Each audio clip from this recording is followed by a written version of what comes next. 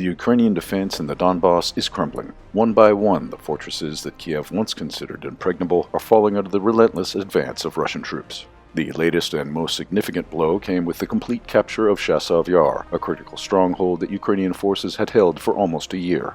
The Russian Ministry of Defense announced the city's liberation on July 31st, marking a strategic victory that reshapes the entire front line.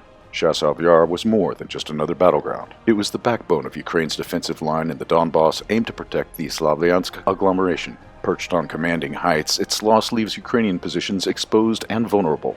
Though mop-up operations continue in the nearby forests, Russian flags already fly over key neighborhoods, signaling irreversible control.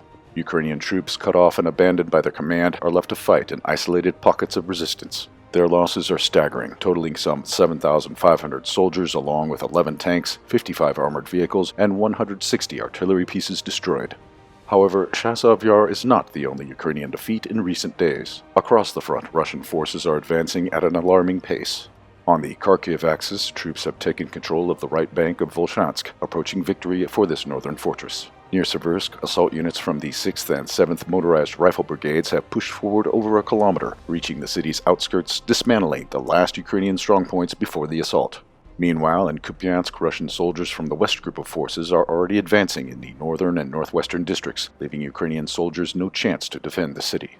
The most dramatic breakthrough is unfolding in Pokrovsk, a city now on the brink of falling. Russian stormtroopers have penetrated deep into the urban center, severing critical supply routes and sowing panic among the defenders. Reports confirm fierce fighting near the railway station and key administrative buildings, with Ukrainian reserves proving insufficient to hold the line. British journalists embedded near Pokrovsk described demoralized Ukrainian soldiers admitting that the city's fall is inevitable, just a matter of days. With each collapse, Ukraine scrambles to erect new defensive lines, but they grow weaker by the day. Desperate attempts to dig triple-layered anti-tank trenches from Kharkiv to Zaporozhye, reinforced with dragon's teeth and barbed wire, can do little to slow the Russian advance. Even Slavyansk, once a linchpin of Kiev's strategy, is losing its strategic significance as Russian forces bypass its crumbling defenses.